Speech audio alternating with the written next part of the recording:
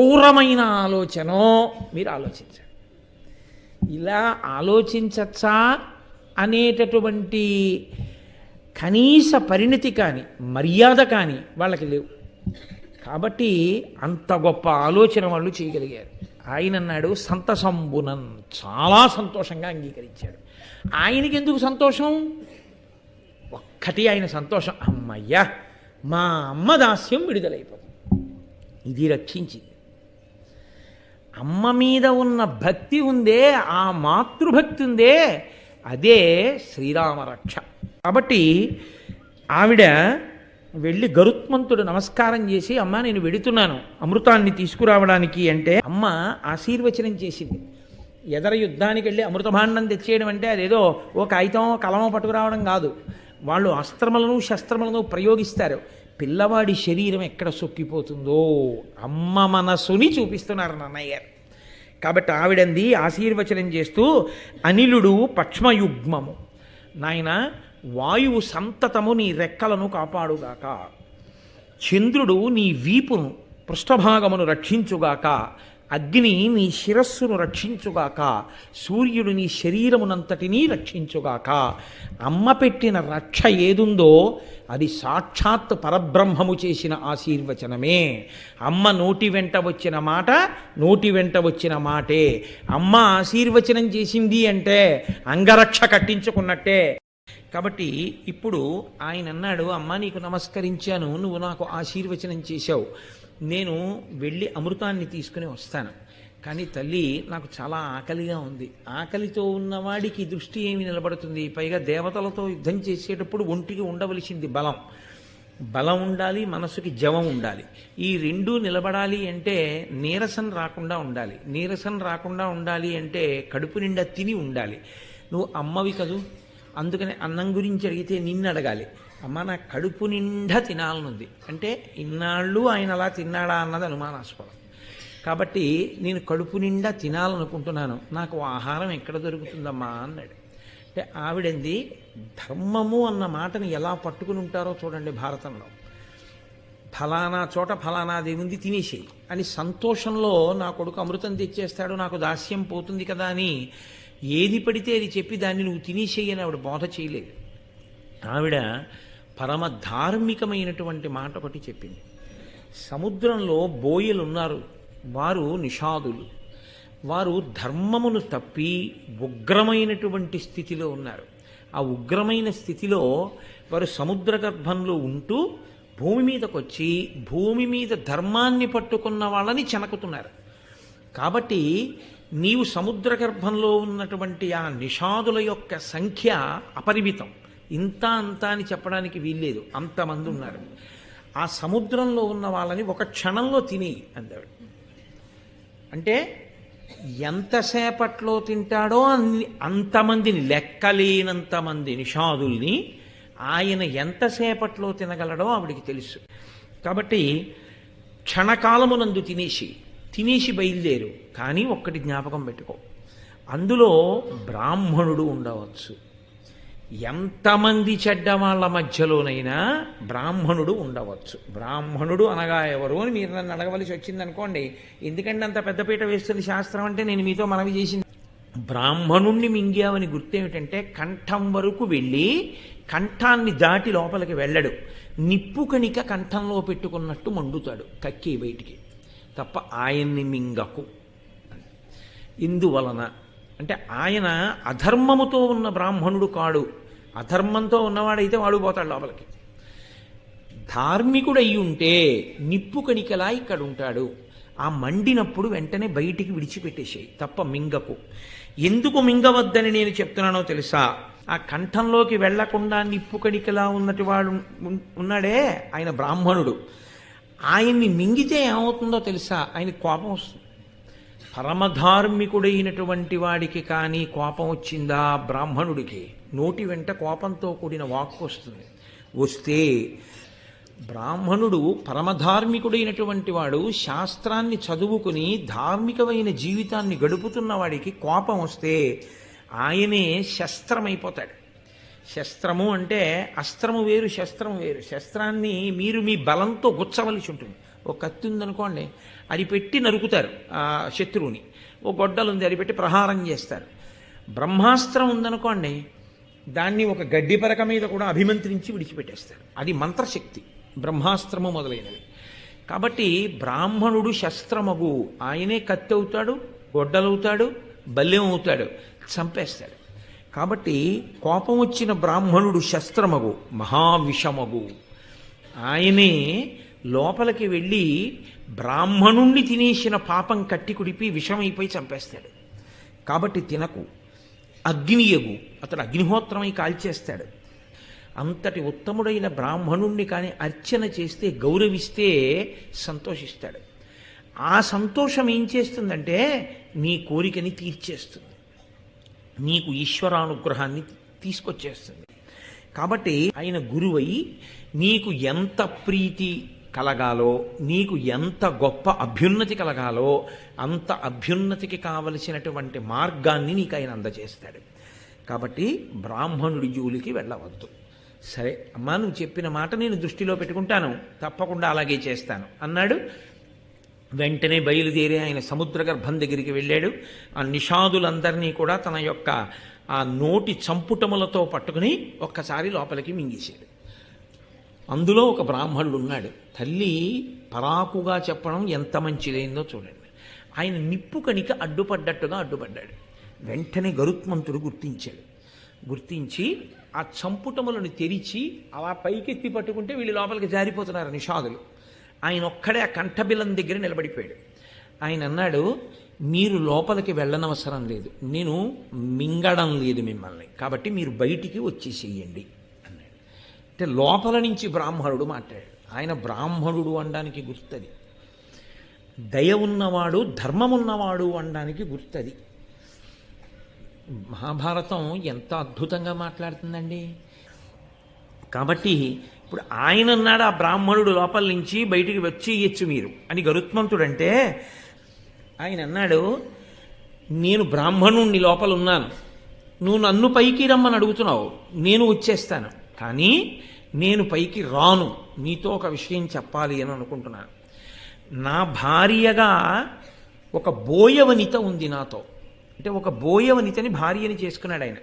అది అధర్మమా అంటే నేను మీతో మనవి చేశాను, కొన్ని ప్రత్యేక కారణముల యందు బ్రాహ్మణుడు 4 వర్ణముల వారిని వివాహం చేసుకుంటాడు అని చెప్పాను. కాబట్టి ఈమెని వివాహం చేసుకోవడం ఆయనకి దోషం కాదు. కాబట్టి ఇప్పుడు ఆ బోయవనిత నాతో పాటు భార్యగా ఉంది, ఆమెని విడిచి నేను ఒక్కడిని పైకి వచ్చేయచ్చా? నన్ను ఒక్కడనే రమ్మంటావా, నా భార్యతో రమ్మంటావా అంటూ, కీర్తిప్రియ, యశస్సు కోరుకునేవాడా, ఆలోచించి చెప్పు. అంటే ఆయన అన్నాడు, బోయలు అపవిత్రంగా ఉన్నారు, అధార్మికంగా ఉన్నారని కాదు నేను మింగేశాను వాళ్ళని, లేకపోతే వాళ్ళ జోలికి కూడా వెళ్ళమనదు వినత. అపవిత్రులైన పవిత్రులైన వారితో కలిసి ఉన్నవారు ఎప్పటికో అప్పటికి పవిత్రులై తీరుతారు. అది శాస్త్రంలో ఉండే రహస్యం. ఉత్తర క్షణం పోయేవి కొన్ని ఉంటాయి, మెల్లమెల్లగా పోయేవి కొన్ని ఉంటాయి. పవిత్రుల కూడిన అపవిత్రులు కూడా ఎప్పుడో అప్పటికి మారుతారు, వెంటనే మారకపోవచ్చు, కానీ ఎప్పటో అప్పటికి మారుతారు. కూడి ఉంటే వాడంతట వాడు పవిత్రుల నుంచి దూరం అయిపోయాడు అనుకోండి, వాడి కర్మ ఇక బాగా అయ్యే అవకాశం లేదు. కాబట్టి ఇప్పుడు నీతో కూడి ఉన్న నీ భార్య ఉన్నదే, ఆమెను విడవమని నేను ఎందుకు చెప్తాను ధర్మం? ఇది కీర్తిప్రియ అన్న మాటకు అర్థం ఆ విచక్షణ. కాబట్టి నీవు నీ భార్యతో బయటికి వచ్చేయి. తన భార్యతో కలిసి బ్రాహ్మణుడు బయటపడిపోయాడు. అంటే పైకి చెప్పడానికి ఆయన ఆహారం తిన్నట్టుగా ఉంటుంది, కానీ లోపల ఇంత ధర్మస్వరూపాన్ని ఆవిష్కరిస్తుంది. ఇప్పుడు ఆయన బయటికి వచ్చి ఆ బయటికి వచ్చిన బ్రాహ్మణుడు పరమ సంతోషాన్ని పొందాడు. ఏం చెప్పింది ఆవిడ? సంతోషాన్ని బ్రాహ్మణుడు పొందడమే నీ కార్యము నడవడానికి హేతు అవుతుంది. కాబట్టి ఇప్పుడు కార్యం నడిచిపోతుందని గుర్తా కాదా? అమృతాపహరణం చేసేస్తాడా చేయడా? చేసేస్తాడు, ముందే తెలిసిపోయింది అంతే. కాబట్టి ఇప్పుడు ఆయన నిషాదులందరినీ తినేసి ఒక్కసారి పైకి ఎగిరాడు.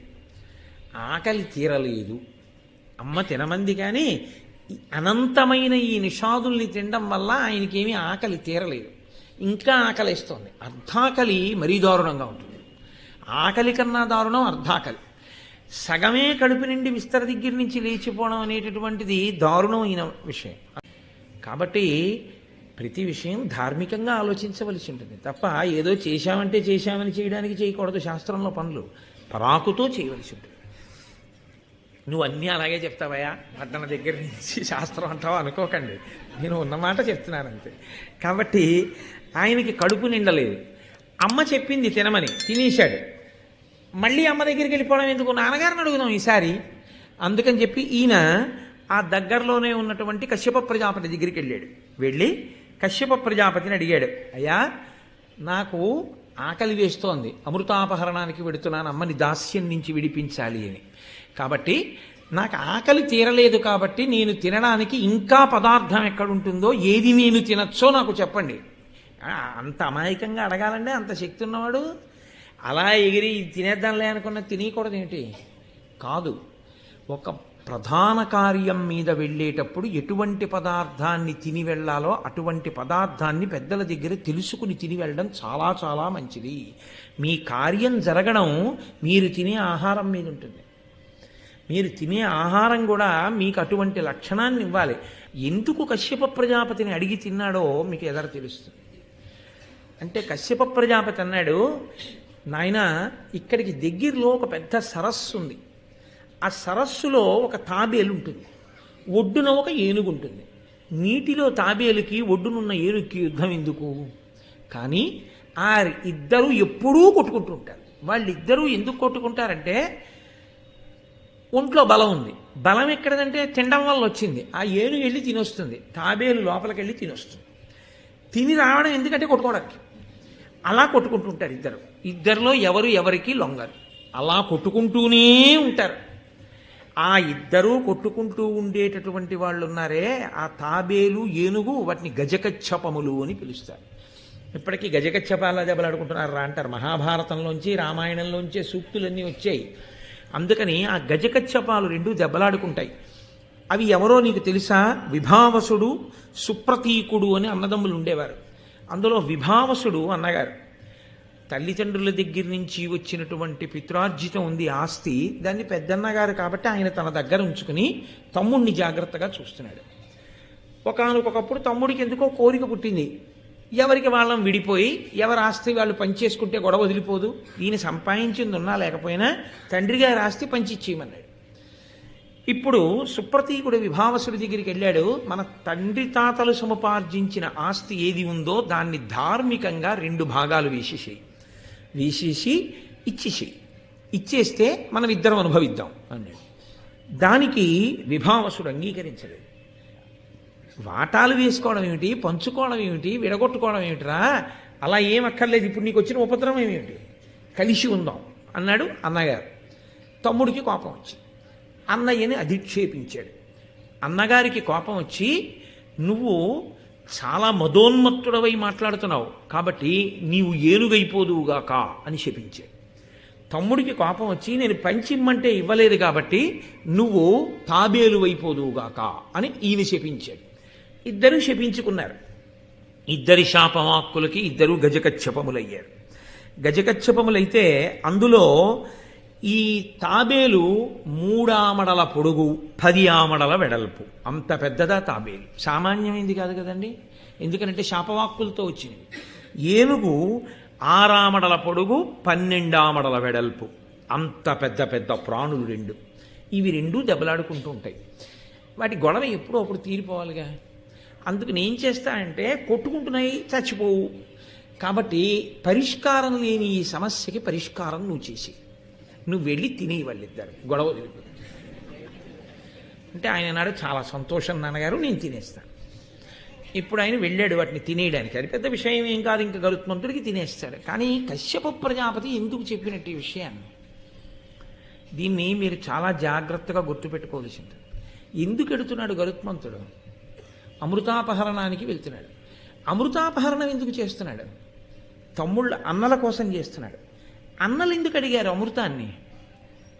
గరుత్మంతుడికి దాస్యం పోవాలంటే అమృతం తెమ్మన్నారు. అమృతం ఎందుకు వాళ్ళకి అంటే, గరుత్మంతుడు దొరికాడు కాబట్టి తేరగా అమృతం తాగేసి బతికేద్దాం. ఇది ఇందులో ఒక విషయం ఒకటి ఉంది అని మీరు గుర్తించవలసి ఉంటుంది. ఎప్పుడైనా కలిసి ఉన్న వాళ్ళు విడిపోవడం అన్న మాట తెచ్చుకోకూడదు. కలిసి ఉన్న వాళ్ళు విడిపోదామన్న మాట మీద విడిపోవలసి వస్తే అత్యంత మర్యాదతో అత్యంత ప్రేమతో విడిపోవడం అన్నది జరిగిందనుకోండి, ఇద్దరూ వృద్ధిలోకి వస్తారు. అలా కాకుండా పోరుబాట వలన విడిపోయారనుకోండి, ఇద్దరూ వృద్ధిలోకి రారు. ఎందువలన అంటే దెబ్బలాడుకుని విడిపోవడం అంటూ ఒకసారి జరిగిన తర్వాత ఇంకా తర్వాత మళ్ళీ ఆ కారణం పూర్తయిపోయింది కదండి, దెబ్బలాటో ఏదో ఒకటి విడిపోయాం కదండి, అది ఇంకిక్కడి నుంచి కలిసి ఉందామన్నది కుదిరేది కాదు. ఆ తర్వాత కూడా దెప్పి పొడుపులే ఉంటాయి.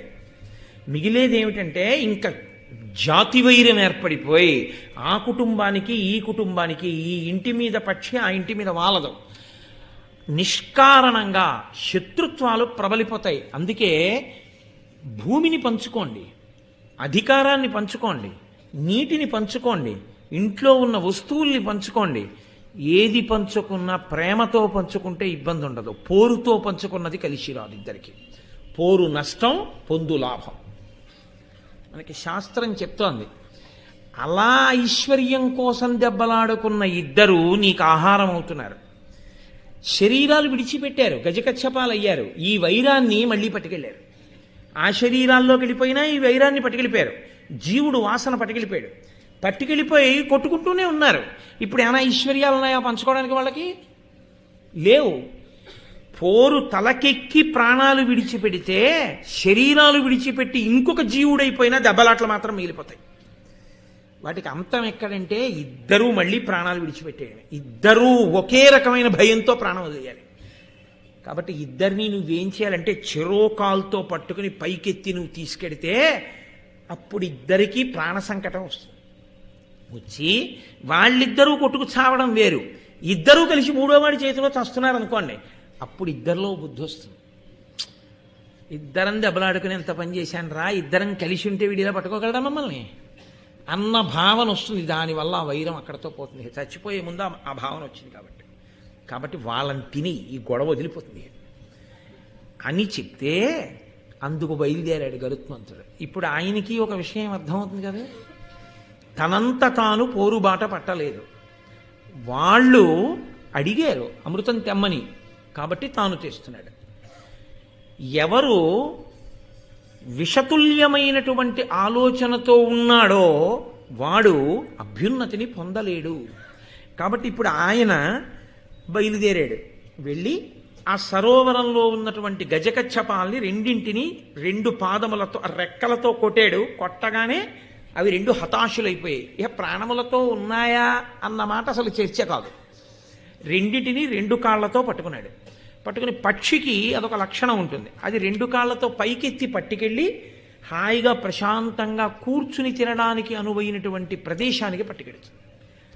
అది చాలా భయంకరంగానే ఉంటుంది, చచ్చిపోతే గొడవలేదు. కానీ ఆ పాదానికి ఉన్నటువంటి గోళ్ళకి చిక్కి అది అకస్మాత్తుగా గాలిలో తీసుకెళ్ళిపోతుంది అనుకోండి, అంత దగ్గరగా తన మృత్యుదేవతని చూస్తూ ఇదే ఇప్పుడు కొట్టి చంపుతుందని తెలిసినప్పుడు నిజంగా ప్రాణి పొందేటటువంటి వేదన అలా ఇలా ఉండదు. కాబట్టి పక్షి శరీరంలో ఉన్నాడు కాబట్టి అలా కొట్టుకు తినడానికి వీలుగా ఈ రెండిటినీ పట్టుకుని పెడుతున్నాడు. ఇప్పుడు ఈ రెండిటినీ పెట్టాలి, తను కూర్చోవాలి. ఈ మూడు కూర్చుంటే బరువు సహించగలిగినటువంటి ఏదైనా ఆధారం ఆయనకి లభించాలి. కాబట్టి ఆయన అలా ఎగురుతూ వెడుతున్నాడు చూస్తూ. అలా వెళ్ళడంలో అలంబము అనబడేటటువంటి ఒక వనం వైపుకి వెళ్ళాడు. అక్కడ రోహిణము అని ఒక చెట్టు, ఆ రోహిణము అనేటటువంటి చెట్టు ఆయన్ని పిలిచింది. అదొక దివ్య ప్రాణి, వాటికి ఆ లక్షణం ఉంటుంది. అవి ప్రతిస్పందించగలవు. ఇప్పుడైతే మాట్లాడటం లేదు. దేవతా వృక్షములు ఒక్కొక్క సమయంలో వాటికి ఉన్నటువంటి గొప్ప శక్తి చేత అవి మాట్లాడడం జరిగింది. కాబట్టి ప్రతిస్పందన ఉంటుంది. కాబట్టి ఆ రోజులలో ఆ రోహిణము అనబడేటటువంటి చెట్టు, గరుత్మంతుడు వంటి మహానుభావుడు అమృతాపహరణమునకు వెడుతూ ఆహారం పట్టుకు తిరుగుతున్నాడు, పెట్టుకోవడానికి స్థానం లేదు ఆయనకి. కాబట్టి ఆ చెట్టు అంది, నా కొమ్మ నూరామడల పొడుగుంది, గరుత్మంతా నువ్వు వచ్చి కూర్చో, ఆతిథ్యం. మహానుభావుడు ఇంటికి వస్తే చాలు, కాబట్టి రా. అసలు ఇల్లు అన్న మాటకు అర్థం ఏమిటో తెలుసా అండి? మహాత్ములు లోపలికి వచ్చి వెళ్ళడాన్ని అపేక్షింపబడినది అని తప్ప, ఎప్పుడూ ఆ ఇంటి గడప దాటి లోపలికి మహాత్ములు అన్న వాళ్ళు రాలేదనుకోండి, అది ఇల్లు కాదు, ఇంకొకటి.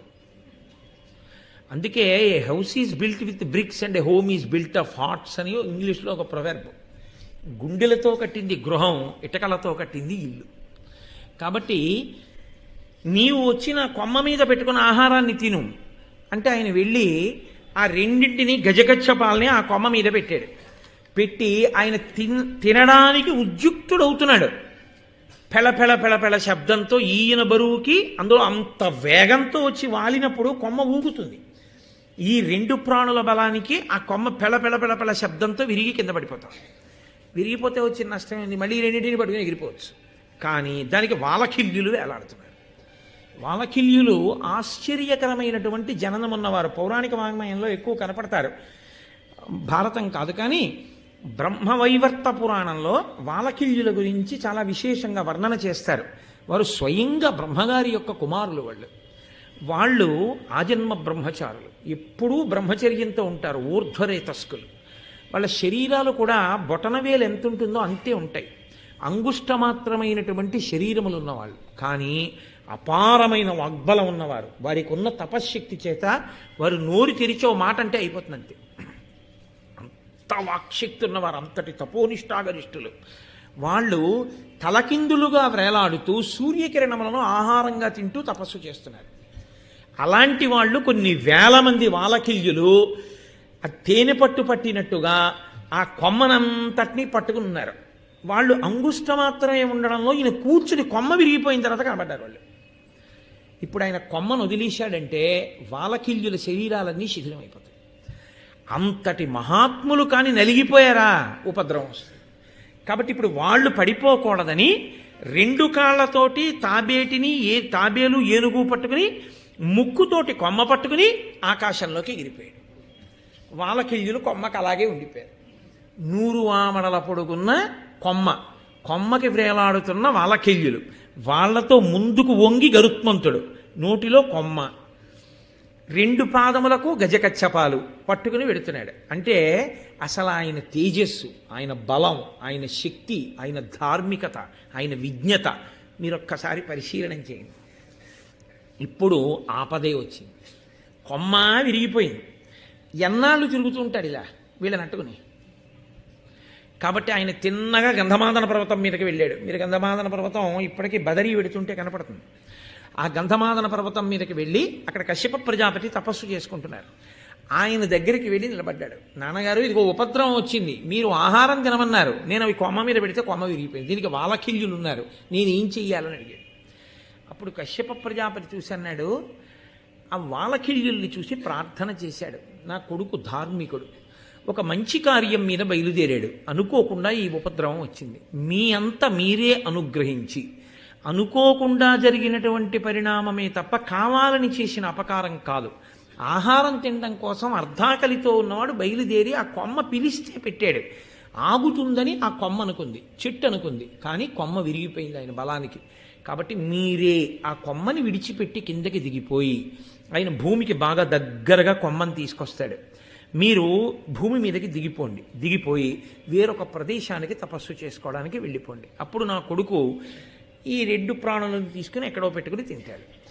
కశ్యప ప్రజాపతి చేసిన ప్రార్థనకి ఆ వాలకిల్యులు దిగిపోయారు. అది మీరు మానసికంగా ఒకసారి ఊహ చేయండి. అదొక అద్భుతమైన చిత్రం అసలు గరుత్మంతుడి జీవితంలో. ఎందుకంటే ఈ గజకచ్చపాలు భూమికి తగలితే వాలకిల్యులు దిగడానికి ఉండదు. ఎందుకంటే వాళ్ళ పొడుగటువంటిది వాళ్ళిద్దరిది, తాబేలుది ఏనుగుది. వాలకిల్యులు దిగడానికి దింపాలి అని వీళ్ళు రెండింటిని వదిలితే ఇబ్బందికరంగా ఉంటుంది. వాటి కొంచెం ప్రాణం ఉందనుకోండి మళ్ళీ కొట్టుకుంటాయి, లేదా అటు ఇటు పారిపోతాయి. అందుకని ఇప్పుడు ఆయన ఏం చేశాడంటే ఇలా వంగాడు, ఈ రెండిటిని పాదాలతో పట్టుకుని పైకెత్తి పట్టుకుని ముక్కుతో ఉన్న కొమ్మ భూమికి దగ్గరగా ఉండేటట్టు ఉంచాడు. బొట్టన వేలంతా ఉండేటటువంటి వాలకిల్యులు కొమ్మ మించి భూమి మీదకి దూకేశారు. ఏదో పారాచూట్లు పట్టుకుని విమానంలోంచి దూకినట్టు దూకారు వాళ్ళు. దూకి వాళ్ళందరూ తపస్సు చేసుకోవడానికి హిమాలయ పర్వతాల వైపుకి వెళ్ళిపోయాడు. ఆ కొమ్మని ముక్కుతో ఇలా పారేసి ఈ కచ్చపాలను పట్టుకుని వెళ్ళిపోవచ్చు.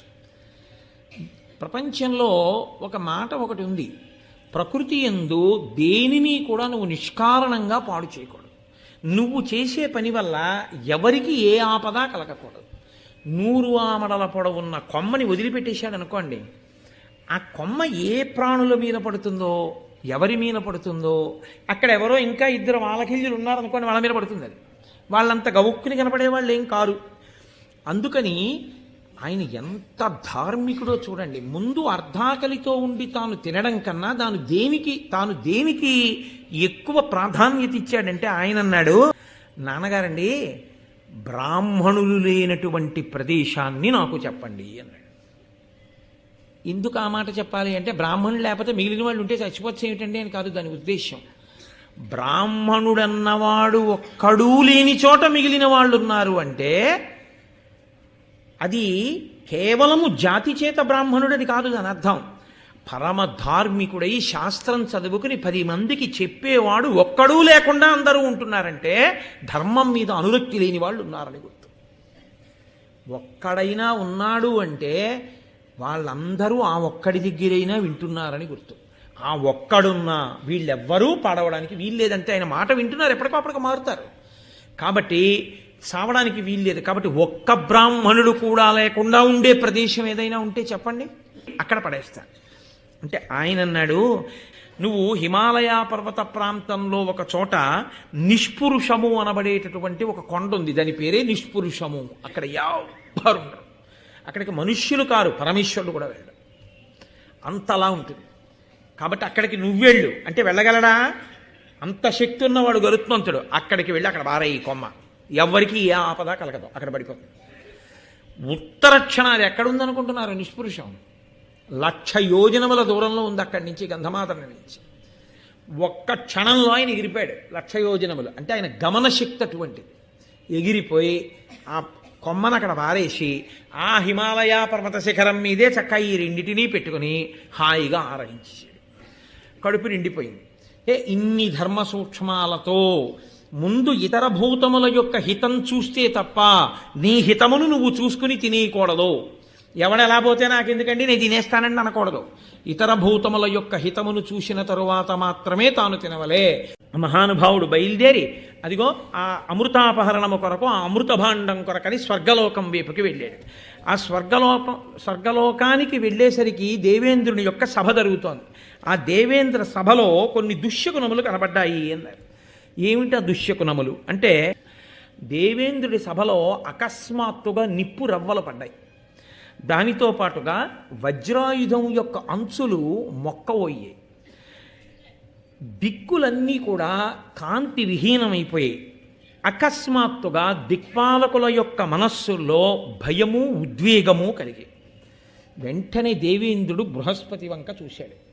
గురువుగారిని సంప్రదిస్తూ ఉంటాడు ఇంద్రుడు, లోకానికి ఒక పాఠం నేర్పడానికే చేస్తారు ఏది చేసినా. వెంటనే బృహస్పతి వంక చూసి, ఇన్ని దుర్నిమిత్తములు కనపడుతున్నాయి, దుశ్శకునములు కనపడుతున్నాయి, ఎందువల్ల ఇలా కనపడుతున్నాయని అడిగాడు. అంటే బృహస్పతి అన్నారు, నాయనా ఇంద్ర, కశ్యప ప్రజాపతి పుత్రకామేష్టి చేస్తే పుట్టినటువంటి గొప్ప తేజోవంతుడైనటువంటి కుమారుడు, వాలకిల్యుల యొక్క వరంచేత పుట్టినటువంటి పిల్లవాడు, అత్యుగ్రమైనటువంటి ప్రాణులై భూమికి ఇబ్బంది తెస్తున్నటువంటి నిషాదులందరినీ ఒక్క క్షణంలో మృంగినటువంటి మహానుభావుడు, తాబేటిని ఏనుగుని 2 పాదములతో పట్టుకుని రోహిణి శాఖ మీద పెడితే కొమ్మ విరిగిపోయినప్పుడు వాలకిల్యులతో సహా 2 పాదములతో ముక్కుతో కొమ్మని పట్టుకుని వెళ్ళి వాలకిల్యుని రక్షించినటువంటి తేజోమూర్తి, తన తల్లి దాస్యాన్ని పోగొట్టడం కోసమని, అమృతాన్ని తీసుకెళ్లి పాములకి ఇవ్వడం కోసమని, కామరూప సంపన్నుడు అంటే ఎప్పుడూ అంతరూపంతో ఉండడు. ఆయన అనుకుంటే హ్రస్వమైపోతాడు, చిన్నవాడైపోతాడు,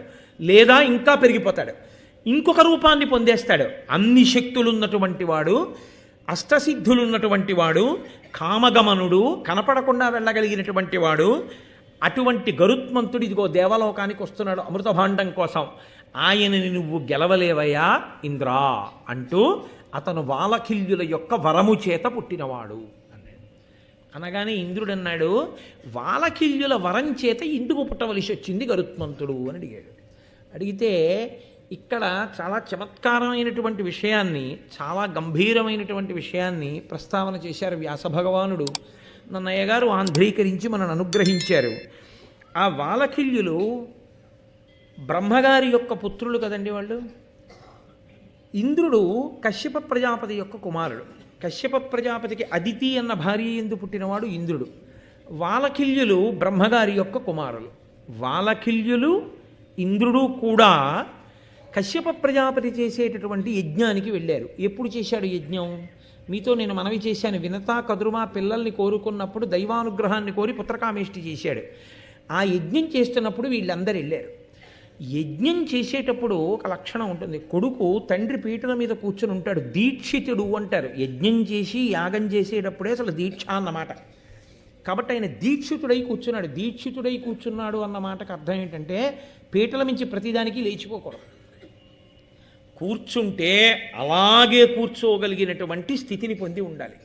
కాబట్టి యాగదీక్షితుడు అంటే ఏ కారణానికి లేవకూడదు. కడుపున పుట్టిన కొడుకులే చచ్చిపోనివ్వండి. సగరుడు యజ్ఞం చేస్తుంటే 60,000 మంది సగరులు చచ్చిపోయారని వార్త వచ్చింది. ఆయన లేవలేదు. లేవకూడదా నువ్వు, ఉపద్రవాలు వస్తాయి, అలాగే కూర్చో అన్నారు. మరి మైల రాదా అండి అని మీరు నన్ను అడగచ్చు. చేతికి కంకణం ఉంటుంది. ఆ కంకణం ఉన్నప్పుడు ఇంక ఇబ్బంది ఉండదు. ఆ కంకణ విసర్జనం చేసేంత వరకు మైల కూడా, శౌచం కూడా అంటుకోదు. కాబట్టి మళ్ళీ ఆయన అంశుమంతుడిని పంపించాడు, ఎక్కడుందో యాగాశ్వం చూసి పట్టుకురారా అని.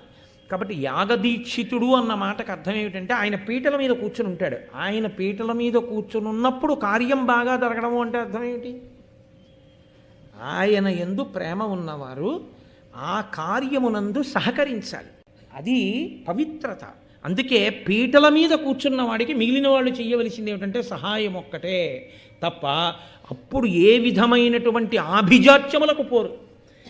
ఈ ధర్మ సూక్ష్మం చూడండి. బ్రహ్మపుత్రులు వాలకిల్యులు మహానుభావులు. వాళ్ళు అపారమైనటువంటి తేజోవిరాజితులు, ఆజన్మ బ్రహ్మచారులు, ఊర్ధ్వరేతస్కులు, మహాతపస్సులు అయినా కూడా అంగుష్టమాత్ర శరీరం ఉన్నవారు. అయినా కశ్యప ప్రజాపతి యజ్ఞం చేస్తున్నాడు, మనం చేసే సాయం మనం చెయ్యాలి. అందుకని వాళ్ళు కాసిన పువ్వులు కోసి, దర్భలు కోసి, మోదుగ పుల్లలు కోసి అవి అగ్నిహోత్రంలో వేస్తారు. ఈ పుల్లల కట్టలు ఇంతున్నవాడు ఎన్ని పుల్లల కట్ట ఎత్తుకోగలడండి? ఇంతంత పుల్లలు, 3 పుల్లలో 4 పుల్లలో మూట కట్టి ఇంత చిన్న తలకాయ మీద ఎట్టుకుని ఇంత చిట్టి చేతులతో పట్టుకుని అంటూ వస్తున్నాడు. ఆయన తపస్సు చేసుకునేవాడు. ఆయన పాపం ఏం మూట ఎత్తుకుంటాడు? అయినా ఎత్తుకున్నాడు. ఆయన కర్మకి ఎత్తుకున్నాడా? ధర్మానికి ఎత్తుకున్నాడు. నువ్వేం చేయగలవు కాదు, ఎంత చేస్తున్నావు అన్నదే ప్రధానం. పీటల మీద కూర్చున్నవాడికి అది ప్రేమకి నిదర్శనం. అప్పుడు ఎంచినవాడు ప్రేమ ఉన్నవాడనడానికి ఆస్కారం ఉండదు శాస్త్రంలో. కాబట్టి వాళ్ళు ఆ మూట పట్టుకుని వెడుతున్నారు వాలకిల్యులు. ఇంద్రుడు పెద్ద దర్భల కట్ట, పెద్ద సమిధల కట్ట భుజాల మీద తల మీద పెట్టుకుని తాను ఎడుతున్నాడు. తాను ఎందుకు చేయాలి? ధర్మానికే చేయాలి. తండ్రి గారు చేస్తున్న యజ్ఞం కొడుకు చేయకపోతే ఎవడు చేస్తాడే?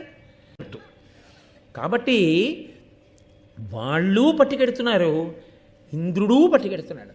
ఇప్పుడు ఇంద్రుడు ఏం చేయాలి? అయ్యా, ఇంతటి తపస్సులు ఎంత ధర్మానికి కట్టుబడ్డారు.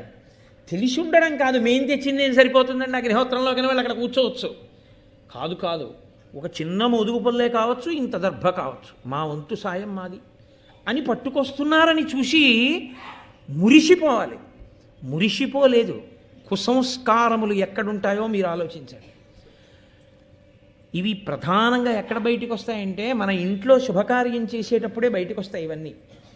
ఎవడైనా శుభకార్యం తలపెట్టాడు అనుకోండి, వెళ్ళిన వాడికి ముందు ఏది వెతుకుతాడంటే వాడికి మనం ఏ రకంగా పేరెట్టచ్చు, ఏ రకంగా వాడిని ఇబ్బంది పెట్టచ్చు. వీడికి సమస్తము తెలిసినట్టు వాడికి వంక పెట్టేవాడే కానీ నిజంగా వాడిని ప్రేమతో అనువర్తించి నిలబడేటటువంటి వాళ్ళు చాలా తక్కువ మంది ఉంటారు. ఆ విషయంలో నేను చాలా భాగ్యవంతుణ్ణి. నా కూతురు వివాహం చేసినప్పుడు ఎంత గొప్పగా నిలబడ్డారు అందరూ. కాబట్టి అది తెలిసి ఉంటుంది. అది తెలిసి ధర్మం కోసం మహానుభావులు పట్టుకొస్తున్నారు. వాళ్ళని చూసి సంతోషించి అభినందించవలసినటువంటి వాడు అభినందించకపోగా మీరెంత, మీ శరీరాలెంత, మీరు తెస్తున్న మూటలెంత, దీనికి పెద్ద అగర్పు చెమట వాళ్ళని చూడండి రా ఎన్ని దర్భలు తెచ్చేస్తున్నారు అని పక్క పక్క పక్క పక్క నవ్వాడు.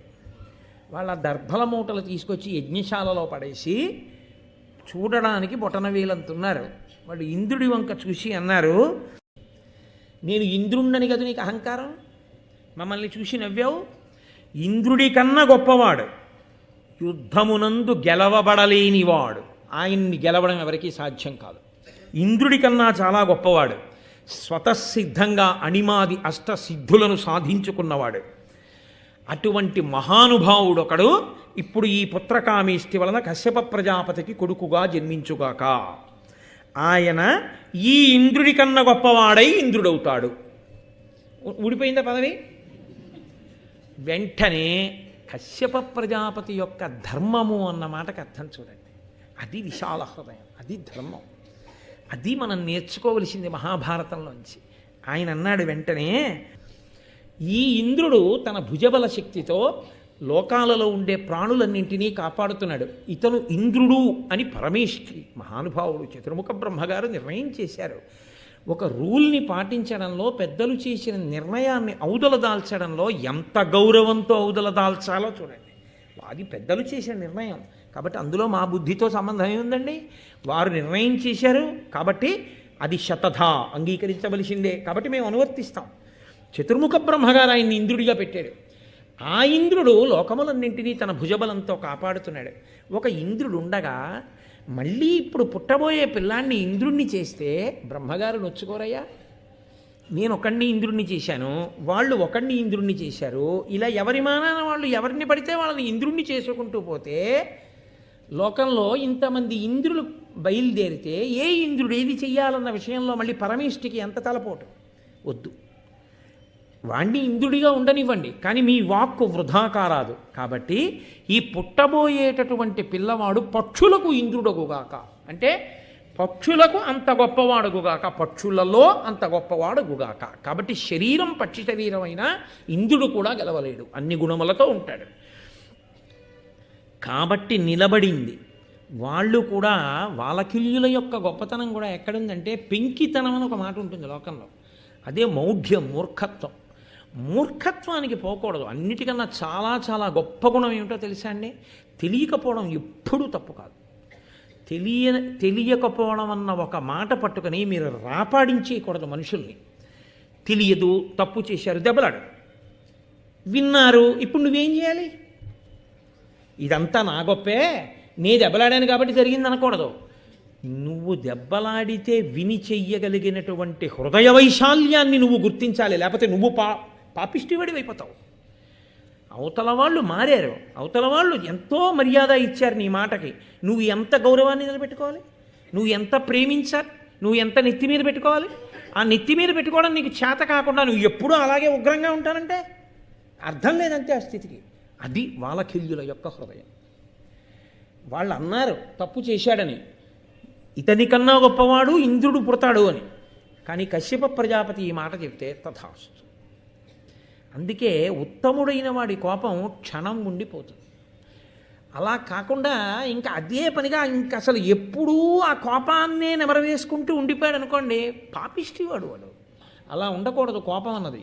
కాబట్టి మహానుభావులు వాలకిల్యులు కూడా పరమ సంతోషంగా అంగీకరించారు.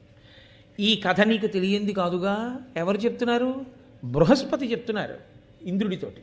నీకు తెలియంది కాదుగా, వాలకిల్యుల అనుగ్రహంతో పుట్టినవాడు, అంత ప్రతాపవంతుడై అంతటి గమనవేగము కలిగిన వాడై కామరూపుడై ఆయన బయలుదేరి వస్తున్నాడు అమృతాపహరణమునకు. నువ్వేం ఆపుతావయా, నువ్వు ఆపలేవు అని బృహస్పతి చెప్పవలసిన మాట చెప్పారు. కానీ తన కర్తవ్యమోనో మాట ఉంటుంది కదా, అంతమందికి మాట ఇచ్చి అమృతాన్ని తన దగ్గర దాచినప్పుడు నేను దాస్తాను అన్నవాడు బలం ఉన్నా లేకపోయినా ఇప్పుడు యుద్ధం చేసి అమృతాన్ని రక్షించడానికి కావలసిన ప్రయత్నం చేయవలసిందే. పురుష ప్రయత్నము అని ఒక మాట. ఉద్యోగం పురుష లక్షణం. ఇది ఎక్కడదో తెలుసా అండి? మహాభారతంలోదే. ఉద్యోగం పురుష లక్షణం అంటే ఎవరి దగ్గరికో వెళ్ళి ఆయన్ని యజమానిగా స్వీకరించి 4 రూపాయలు తెచ్చుకోమని కాదు. ఉద్యోగం పురుష లక్షణం అంటే ప్రయత్నం పురుష లక్షణం. ఉద్యోగం అంటే ప్రయత్నం, తను ప్రయత్నం చెయ్యాలి. ఏ ప్రయత్నము చేయకుండా గాలి వదిలేసి కూర్చోకూడదు, అవే జరుగుతాయి లేని. ప్రయత్నం చేస్తూ ఉండడం పురుషుని యొక్క లక్షణం. కాబట్టి ఆయన తన వంతు కర్తవ్యం తన నిర్వహణ చెయ్యాలి. అంతేగాని వాళ్ళు చెప్పారండి, బృహస్పతి గారు చెప్పారండి, ఆయన అంత గొప్పవాడని వాళ్ళకెళ్ళి వరం ఇచ్చారండి, ఇంకా ఎందుకండి అనవసరంగా యుద్ధానికి, నువ్వు ఏమీ వెళ్ళలేదండి, ఆయనకు దండేసి స్వాగతం చెప్పి పట్టుకుబొమ్మని ఇచ్చేసానంటే అనకూడదు కదా. అలా అంటే అది ఇంకోలా ఉంటుంది. కాబట్టి తన కర్తవ్యం తాను నిర్వహిస్తే అమృతాన్నే పండించింది మహాభారతం. కాబట్టి ఇప్పుడు ఆయన ఆ రక్షకుల్ని పిలిచి మీరందరూ వెళ్ళి అమృతభాండానికి రక్షకులుగా ఉండి గరుత్మంతుడితో యుద్ధం ప్రారంభం చేయండి అంటే, ఈయన లోపలికి వెళ్ళిపోయాడు కాదు, ఈయన యుద్ధానికి వచ్చాడు. ఆ వచ్చినటువంటి అమృతభాండాన్ని రక్షణ చేసేటటువంటి వాళ్ళు సామాన్యమైన వాళ్ళు కారు, గొప్ప బాహుపరాక్రమం కలిగినటువంటి వారు, చాలా వాడి అయినటువంటి ఖడ్గాది ఆయుధములను పట్టుకున్నటువంటి వాళ్ళు తెల్లని, నల్లని, పచ్చని, ఎర్రని, మెరిసిపోతున్నటువంటి కవచములను కట్టుకుని ఉన్నారు. వాళ్ళందరూ కూడా గరుత్మంతుడితో యుద్ధాన్ని ప్రారంభం చేశారు. ఆయనకి వేరే అస్త్రాలు శస్త్రాలు అక్కర్లేదు. ఆయన రెక్కలు, ఆయన ముక్కు ఇద్దరు కనపడతారు మనకి. హనుమ, గరుత్మంతుడు వీళ్ళిద్దరికీ వేరే ఆయుధాలు అక్కర్లా. వాళ్ళలోని శక్తియే వాళ్ళకి రక్ష. వాళ్ళు ఎంత పెద్ద వినాశనాన్నైనా చేయగలరు, ఎంత గొప్ప రక్షణైనా కట్టగలరు. ఇద్దరూ మహానుభావులే, ఇద్దరూ గమనశక్తి కలిగినటువంటి వాళ్ళే, అటువంటి స్థితి ఉన్నవాళ్లే. కాబట్టి ఇప్పుడు ఆ అమృతాన్ని రక్షించే వారితో యుద్ధం ప్రారంభమైంది. ఆ గరుత్మంతుడు ఆ రెక్కలని అల్లారుస్తూ ఆ స్వర్గలోకంలో ఒక్కసారి విహరించి వాళ్ళని తన రెక్కల చేత కొట్టి ముక్కుతో వాళ్ళని పొడుస్తుంటే అక్కడ పిడుగులు ఒక్కసారి కొన్ని వేల పిడుగులు పడుతున్నటువంటి గాలి వస్తే ఎలా ఉంటుందో అటువంటి పరిస్థితి ఏర్పడింది. పెద్ద గాలికి దూది పింజల వంటి మేఘములు ఎలా కొట్టబడతాయో అలా ఆ కాపు కాస్తున్నటువంటి వీరునందరినీ చెదరగొట్టి ఆ గరుత్మంతుని యొక్క రెక్కల చేత కొట్టబడి ఆయన ఆ ముక్కు చివరి భాగం చేత పొడవబడినటువంటి వారై శరీరం నుంచి రక్తధారలు కారుతుండగా దేవతలందరూ కూడా ఇంద్రుడి చాటుకు వెళ్ళి దాక్కున్నారు. సాధ్యులందరూ కూడా ఆ యుద్ధభూమిని విడిచిపెట్టి తూర్పు దిక్కుకు పారిపోయారంటే 4 దిక్కులకి చల్లాచెదరైపోయారంటారు చూసారా, అలా సాధ్యులు పూర్వ దిక్కుకు పారిపోయారు. వసువులు, రుద్రులు దక్షిణ దిక్కుకు పారిపోయారు. డబ్బు లేనటువంటి వారు దక్షిణ కోసం ఆశ్రయించినట్టు దక్షిణ దిక్కును ఆశ్రయించారు అన్నారు. కాబట్టి వసుహీన విప్రుల, డబ్బు లేనటువంటి పేదవారైన బ్రాహ్మణులు దక్షిణని కోరుకున్నట్టుగా వారందరూ కూడా దక్షిణ దిక్కుకు పారిపోయారు. అలాగే అపరదిక్కు పొంది ఆదిత్యులు అశ్వినులు ఉత్తరమునకు అనరబరచి, ఆ ఆదిత్యులు అశ్వినులు వాళ్ళందరూ ఉత్తర దిక్కుకు పారిపోయారు. ఇక మిగిలినటువంటి అగ్ని, వరుణుడు, వాయువు, కుబేరుడు, యముడు, మిగిలినటువంటి దేవతలు శరీరమునకు కారుతున్నటువంటి ఆ రక్తధారల చేత వారు దేవలోకాన్ని విడిచిపెట్టి పారిపోయారు. పారిపోయిన తర్వాత ఇప్పుడు ఆయన ఆ అమృతభాండం ఉన్న ప్రదేశం దగ్గరికి వెళ్ళి ఆ అమృతభాండాన్ని తీసుకుని వెళ్ళిపోవడానికి ఉద్యుక్తుడయ్యాడు. దాని మీద పదునైన ఆకులు, అంటే వాడి కత్తులు ఎలా ఉంటాయో అలాంటి ఆకులు కలిగినటువంటి ఒక భయంకరమైన చక్రం తిరుగుతోంది. ఆ చక్రం కింద 2 పాములు ఉన్నాయి. ఆ 2 పాముల యొక్క నోటిలోంచి అగ్నిహోత్రాన్ని వెదజల్లుతున్నాయి. ఆ అగ్నిహోత్రం ఎలా పైకి లేస్తోందంటే, ఏదో తల పైకెత్తి నాలుకతో అందినటువంటి మధుర పదార్థాన్ని నాకితే ఎలా ఉంటుందో అలా 2 పాములు విడిచిపెట్టినటువంటి అగ్నిహోత్రపు శిఖలు పైకి లేచి ఆకాశపు అంచుల్ని నాకుతున్నాయి. అంత అగ్నిహోత్రం పైకి లేస్తోంది. చూశాడు మహానుభావుడు. ఒక్కసారి భూమండలం మీదకి వచ్చి సమస్త నదులలో ఉన్న జలాన్ని కూడా తన పుడిసిట పట్టి అకస్మాత్తుగా మళ్ళీ దేవలోకం మీదకి వెళ్ళి ఆ చక్రం తిరుగుతున్నప్పుడు దాని లోపల నుంచి వస్తున్న అగ్నిహోత్రం మీద ఇన్ని నదుల నీళ్లు పోసేశాడు. అగ్నిహోత్రం చల్లారిపోయింది. అది ఆయన బలం అంటే. గరుత్మంతుని యొక్క బలం అంటే స్మరిస్తే చాలన్నారు. అందుకే దాన్ని స్మరించి దాన్ని వింటే చాలు, అంత గొప్ప రక్షణ కలుగుతుంది అని. గరుత్మంతుడొకడు, హనుమ ఒకరు ఎప్పుడూ రక్షణ చేస్తూ ఉంటారు. అంతటి వినయశీలుడు. కాబట్టి ఆ అగ్నిహోత్రం ఆరిపోయింది. ఆయన వెంటనే కామరూపం కలిగినటువంటి వాడు కదండి, ఆ చక్రం కింద ఉండి నోళ్ళిలా ఎత్తి భయంకరమైన కళ్ళతో చూస్తూ అగ్నిహోత్రాన్ని వెలజల్లుతున్నటువంటి ఆ నాగుల్ని చూశాడు. ఆ పైన తిరుగుతున్నటువంటి చక్రాన్ని చూశాడు. సూక్ష్మరూపం ధరించి చిన్న రూపాన్ని పొంది ఆ చక్రం పైనుంచి కాకుండా చక్రం పక్క నుంచి చక్రం కిందకి దూరాడు. చక్రం కిందకి దూరి తన వంకే చూస్తూ అగ్నిహోత్రాన్ని విడిచిపెట్టడానికి ప్రయత్నిస్తున్నటువంటి ఆ పాముల యొక్క కన్నులలో ధూళిపడి వాటికి కళ్ళు కనపడకుండా అయిపోయేటట్టుగా ఆ రెక్కలను అల్లార్చేసరికి ఆ ధూళి అంతా రేగి ఆ కన్నులలో పడి కన్నులు కనపడక ఆ పాములు చల్లాచెదరైపోయాయి రెక్కల చేత కొడితే. అప్పుడు ఆ అమృత భాండాన్ని పట్టుకున్నాడు, రెక్కలు అల్లారుస్తూ దేవలోకం మించి ఒక్కసారి వెళ్ళిపోతున్నాడు అమృత భాండంతో. ఆ 2 పాదములతో పట్టుకున్నాడు, రెక్కలు అల్లార్చి వెళ్ళిపోతున్నాడు. నిజంగా గరుత్మంతుణ్ణి ఇన్ని సన్నివేశాలలో మీరు ఒక్కసారి ఊహ చేయండి. ఆ రెక్కలు, ఆ మహానుభావుడు, ఆ వెళ్ళడం, ఆ పరిస్థితి ఎన్ని భంగిమల్లో కనబడ్డాడో చూడండి భారతంలో. ఆయన వెళ్ళిపోతున్నప్పుడు శ్రీ మహావిష్ణువు ఎదురొచ్చి ఆయన అన్నారు, ఒక్కడు ఇంతమందిని ఓడించి ఆ అమృత భాండాన్ని గైకొని వెళ్ళిపోతూ దేవాసురులందరూ కూడా తాగాలని కోరుకునేటటువంటి అమృతం తనకి చిక్కిన ఒక్క చుక్క గుటుక్కని ఇలా ముక్కు పెట్టి తాగకుండా, తాను దాన్ని కోరుకోకుండా అమ్మని దాస్యం నుంచి విడిపించడానికి మాట ఇచ్చిన ప్రకారం తమ్ముళ్ళ అన్నలకిచ్చేయడం కోసమని చెప్పి పట్టుకెళ్ళిపోతూ అలోలుడై అమృతం మీద లౌల్యమును పొందకుండా మాట ఇచ్చిన ప్రకారం వెళ్ళిపోతున్నటువంటి మహాపురుషుడు. మరి అన్నలకి అది ఇచ్చేస్తే వాళ్ళు తాగి అమృతాన్ని తాగడం వల్ల వాళ్ళు చిరంజీవులైతే అవని తన బలం తనకి శ్రీరామరక్ష. అంతేకాని ఈ అమృతం తాగితే నాకు బలం కాదు, అది ఆయన మీద ఆయనకి విశ్వాసం.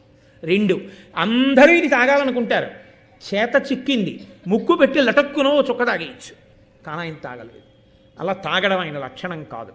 అది ఆయనకున్నటువంటి లౌల్యమును నిగ్రహించగలిగినటువంటి శక్తి. దీనికి అబ్బురపడ్డారు శ్రీ మహావిష్ణువు.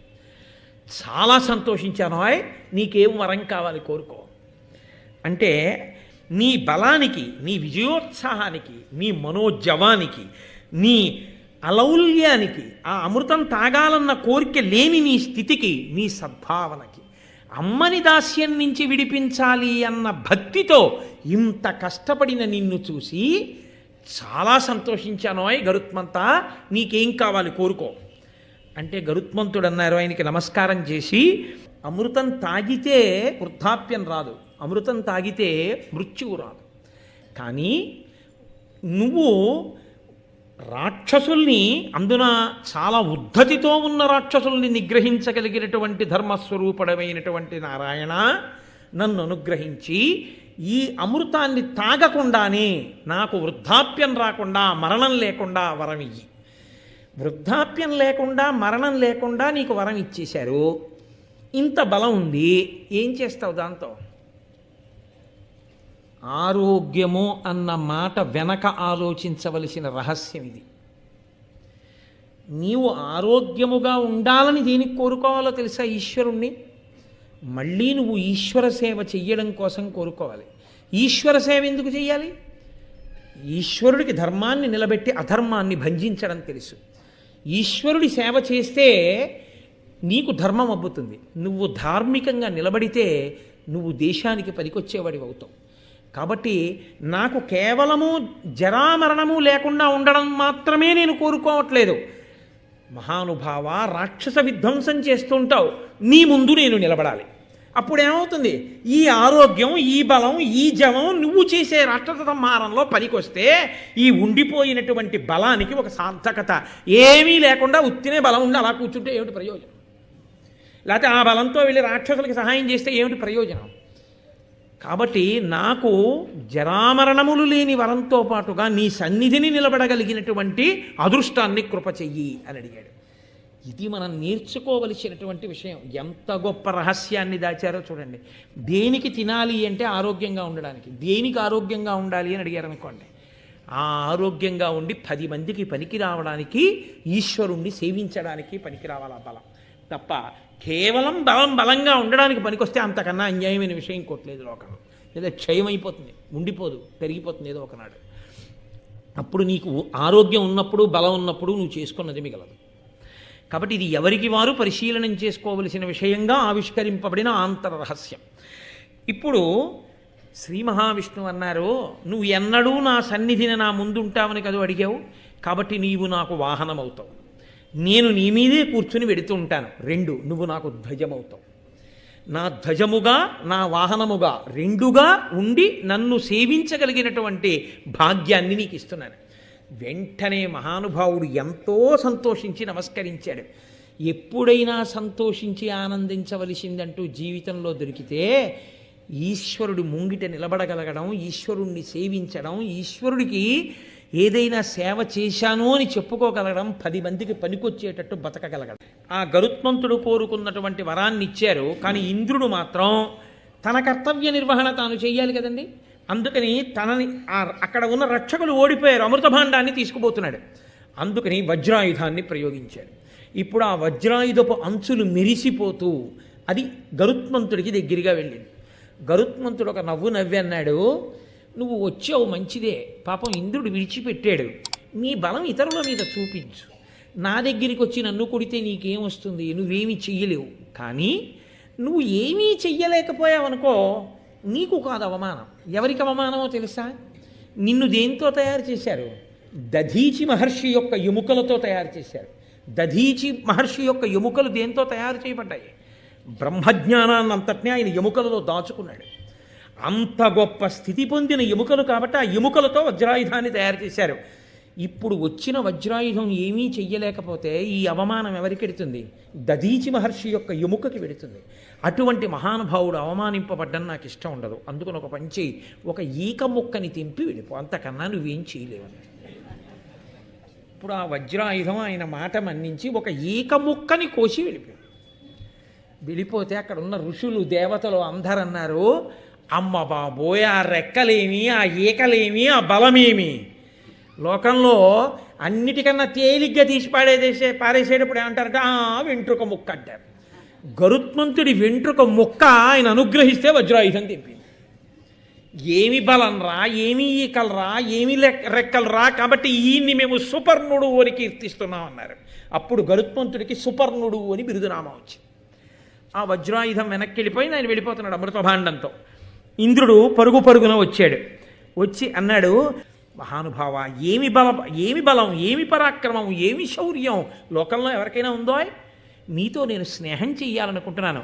కాబట్టి ఇక మన ఇద్దరం శత్రువులం కాదు, మన ఇద్దరం చాలా స్నేహశీలురమై మనం జీవిద్దాం. అసలు యథార్థములకు ఇద్దరు కశ్యప ప్రజాపతి బిడ్డలే కదండి.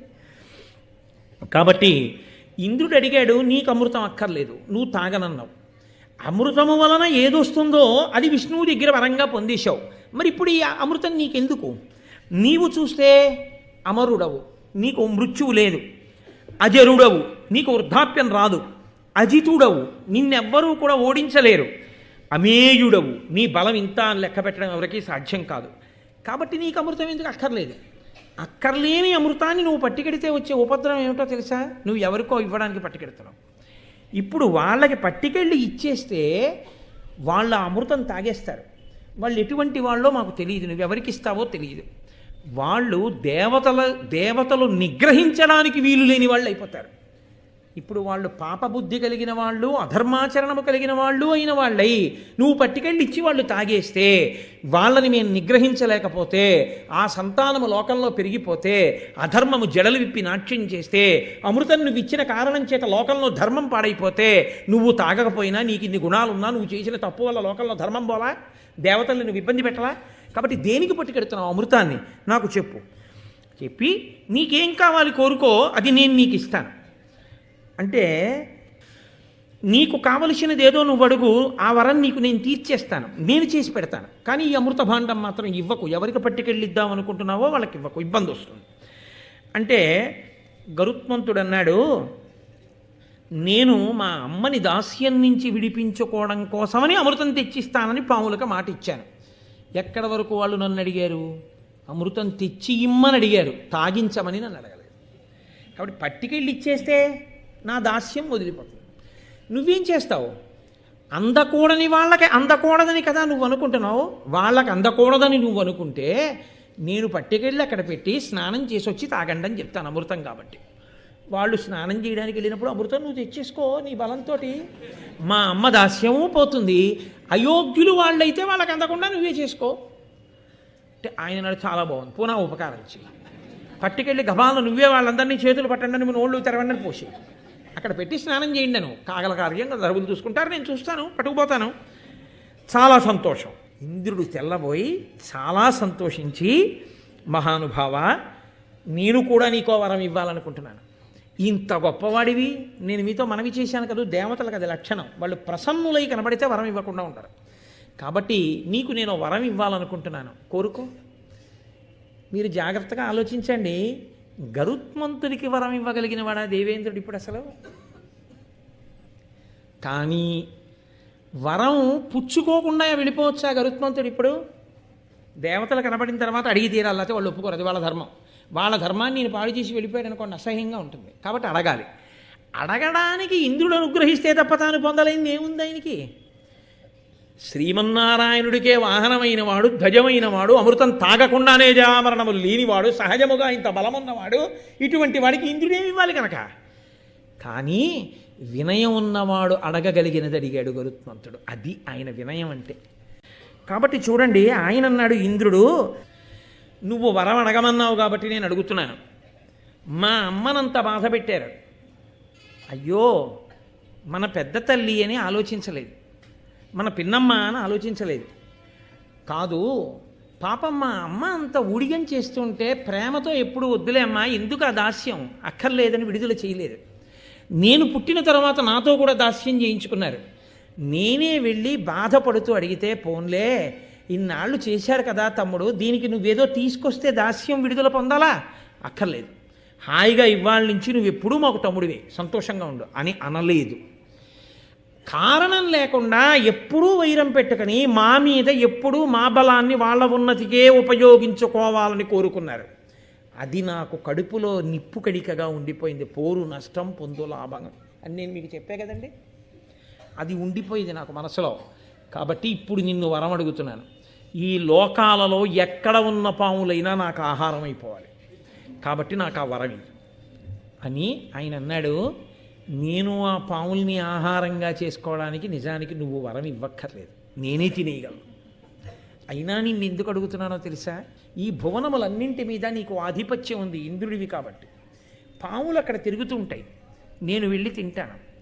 అప్పుడు అవి నిన్ను ప్రార్థిస్తే నువ్వు వచ్చి, నా పరిపాలనలో ఉన్నవి అవి నన్ను ప్రార్థించాయి, నువ్వు అలా తినేయచ్చా అనో మాట అనొచ్చు.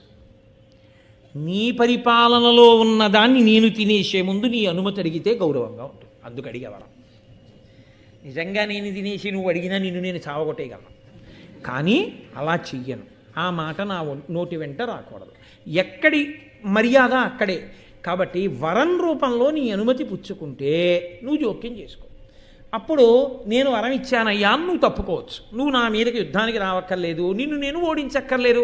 10 మాటలు ఇంద్రుణ్ణి ఓడించచ్చు, కానీ నాకన్నా ముందు పుట్టినవాడివి, దేవలోకాధిపతివి, నిన్ను అస్తమానం అగౌరవం చేసి నాకేం గౌరవం అయ్యా? పెద్ద స్థానంలో ఉన్నవాడిని గౌరవించాలి, కానీ ఆయన్ని అగౌరవపరచడం నాకు గౌరవమా? కాబట్టి వద్దు. కాబట్టి అనుమతి నిన్నెందుకు అడిగానో తెలుసా? భవిష్యత్తులో 10 మాటలు నేను నీ జోలికి వచ్చానన్న అపనింద నాకు ఉండకూడదు. అనుమతి అడిగి తినేశాననుకో కూడా ఉండదు. బలం లేక కాదయ్యోయ్, అంతర్లేను. నిజంగా వినయానికి పెద్ద మనసులు ఎంత పొంగిపోతాయండి, పెద్ద హృదయాలు ఎంత ఆనందపడిపోతాయి. కాబట్టి ఇంద్రుడు అన్నాడు, చాలా సంతోషం, తప్పకుండా తినేసేయి పావుల్ని, నీకు ఆహారంగా ఇచ్చేస్తున్నాను. ఇప్పుడు ఆయన అమృత భాండాన్ని తీసుకొచ్చి అక్కడ ఒక పెద్ద దర్భలతో చేయబడినటువంటి ఒక వేది, ఒక చిన్న పరుపు లాంటిది ఒకటి ఉంది అక్కడ. అన్ని దర్భలతోటే తయారు చేయబడి ఉంది, చాప లాంటిది.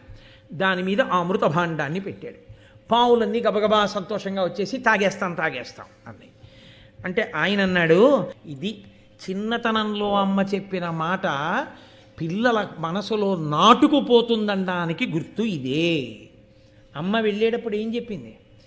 నిన్ను చంద్రుడు రక్షిస్తాడు, నీ శరీరాన్నంతటినీ సూర్యుడు రక్షిస్తాడు, అగ్ని రక్షిస్తాడు, వాయువు రక్షిస్తాడంది. అమ్మ అన్న మాటే నన్ను రక్షించింది. అమ్మ అంది కాబట్టి వాళ్ళందరూ రక్షించడం అంటే వాళ్ళు నా చేతిలో ఓడిపోయినట్టు వెళ్ళిపోయారు అడ్డు రాకుండా. అది మా అమ్మ మాటకి గుర్తు. మా అమ్మ ఏ మాట అందో మా అమ్మ మాటే సాక్ష్యం. కాబట్టి వాళ్ళు నన్ను రక్షించారు కాబట్టి వాళ్ళు ఎప్పుడూ రక్షకులుగా నిలబడతారు. వెంటనే ఆయన ఏమన్నాడో తెలుసా అండి? అమ్మ మాట పిల్లలకి ఎంత తలకెక్కుతుందనడానికి మహాభారతంలో పద్యం సాక్ష్యం. ఆయన అన్నాడు ఆ నలుగురినే సాక్షులుగా పెట్టాడు. చంద్రుడు, సూర్యుడు, అగ్ని, వాయువు సాక్షులుగా చెప్తున్నాను. ఇంద్రుడి చేత రక్షింపబడే అమృతాన్ని ఇమ్మని మీరు అడిగారు, నేను పట్టుకొచ్చి మీకు ఇచ్చాను. అయిపోయింది నా కర్తవ్యం. కాబట్టి ఇప్పుడు మా దాస్యం వదిలిపోయిందా లేదా? వదిలిపోయింది. కాబట్టి ఇప్పుడు నేను మా అమ్మ మీకు దాసులం కారు.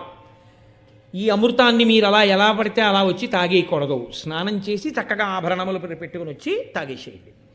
అలాగే తాగేస్తాం తమ్ముడు, చాలా సంతోషం, మీకు అదృష్టం ఉంటే చేసుకోండి అని మనసులో అనుకుని ఆయన వెంటనే తన మూపున అమ్మని కూర్చోబెట్టుకుని అమ్మా నీ దాస్యం అయిపోయింది అన్నాడు. ఎంత సంతోషపడిపోయిందో తల్లి. ఆ తతపక్షమారుత అని కదా ఆ రెక్కలు అల్లారుస్తూ అమ్మని ఎక్కించుకుని వెళ్ళిపోయాడు. వీళ్ళు గబగబా స్నానం చేద్దామని సముద్రం దగ్గరికి వెళ్ళారు. వెళ్ళి ఆ జలాశయం దగ్గరికి వెళ్ళి స్నానం చేసి వస్తున్నారు. వెళ్ళిపోతూ గరుత్మంతుడు ఇతరులకు కనపడకుండా తనకి మాత్రం కనపడేటట్టుగా నిలబడిన ఇంద్రుడికి ఒక నమస్కారం చేసి సౌజ్ఞ చేశాడు. వాళ్ళకి చెప్పారు స్నానానికి వెడతారు, నేను వెడుతున్నాను, నీ పన్ను చేసుకో. వాళ్ళు స్నానానికి వెళ్ళారు. ఇంద్రుడు వచ్చి అమృత భాండాన్ని పట్టుకుని మళ్ళీ దేవలోకానికి పట్టుకెళ్ళిపోయి రక్షణలో పెట్టేశాడు. ఈయనంటే తేగలిగాడు, వాళ్ళు తెచ్చుకోగలరా? వాళ్ళు తెచ్చుకోలేరు. అక్కర్లేని పేరాశలకు పోవడం అంటే అదే. ఇప్పుడు వాళ్ళు స్నానం చేసి వచ్చేటప్పటికి అమృత భాండం అక్కడ లేదు కాబట్టి కనీసం అమృత భాండాన్ని పెట్టిన ఈ దర్భలు నాకేద్దామన్నారు. అలా వాళ్ళు ఇది అమృతం పెట్టిన దర్భలు కదా అని నాకారు. నాకితే దర్భల యొక్క అంచులు చాలా సూదిగా పదునుగా ఉంటాయి. ఆ నాలుకలన్నీ చీరుకుపోయి 2 నాలుకలయ్యి. పావులన్నిటికీ ద్విజిహ్వులు అని పేరు వచ్చింది. 2 నాలుకలు పావులో ఉండడానికి కారణం అప్పటి నుంచి వచ్చింది. సంతానం కూడా అలాగే పుట్టుకొచ్చింది. కాబట్టి అలా పావులకి దక్కింది ఏమిటి అంటే 2 నాలుకలు అయిపోయాయి. గరుత్మంతుడికి దక్కింది ఏమిటి అంటే శ్రీ మహావిష్ణువుకి ధ్వజమై, శ్రీ మహావిష్ణువుకి వాహనమై, అమృతం తాగకుండా జరామరణములు లేనివాడై, మహానుభావుడై, లోకములకు ఎన్నో ధర్మములను నేర్పినవాడై, తల్లి దాస్యమును విడిపించినవాడై, ప్రయోజకుడై, తల్లిదండ్రుల యొక్క ఆనందములకు కారకుడై, దేవతల చేత కీర్తింపబడినవాడై, స్మరించినంత మాత్రం చేత, కథ విన్నంత మాత్రం చేత ఆయన అనుగ్రహంతో మనందరినీ కూడా రక్షించేటటువంటి స్వభావము కలిగిన మహాపురుషుడయ్యాడు. అందుకే ఎక్కడ గరుత్మంతుడి కథ చెప్తారో అక్కడ శ్రీ మహావిష్ణువు దేవతలు కూడా ప్రీతి చెందుతారట, ఇంతటి మహాపురుషుడి గురించి చెప్పుకున్నారు అని. కాబట్టి అటువంటి గరుత్మంతుని యొక్క కథ ఎక్కడ చెప్పబడుతోందో భరతాంతర్గతంగా, ఎక్కడ కూర్చుని వింటున్నారో, ఎవరైతే ఈ గరుత్మంతుని యొక్క కథని వింటున్నారో వాళ్ళందరికీ కూడా అధికమైనటువంటి శ్రీ సంపద అంటే ఐశ్వర్యము కలుగుతుంది. ఐశ్వర్యముతో పాటుగా 10 మందికి పనికొచ్చేటట్టుగా జీవించగలిగినటువంటి స్థితి, ఇతరుల యొక్క కష్టమును తమ యొక్క శక్తి చేత తొలగతోయగలిగినటువంటి మంచి బుద్ధి, ఎవరు వచ్చి నిలబడితే అమ్మయ్య ఈయనున్నాడు చాలని 10 మంది సంతోషిస్తారో అలా ప్రయోజకుడు కాగలిగినటువంటి వ్యవస్థ, ఈ సౌపర్ణాఖ్యానమును ఎవరు వింటున్నారో, ఎవరు చదువుతున్నారో అటువంటి వాళ్ళందరికీ కూడా కలుగుతుంది అని మహానుభావుడు ఋషితుల్యుడైనటువంటి నన్నయ్య గారు తన నోటితో అని ఈ కథ విన్న వాళ్ళకి అంతేకాదు, ఈ కథని పరమభక్తితో విని చేతులు జోడించి నమస్కరించినటువంటి వారందరికీ పాపములన్నీ కూడా దగ్ధమైపోతాయి. దగ్ధమై వాళ్ళు అమృతమును తాగిన వారితో సమానమవుతారు.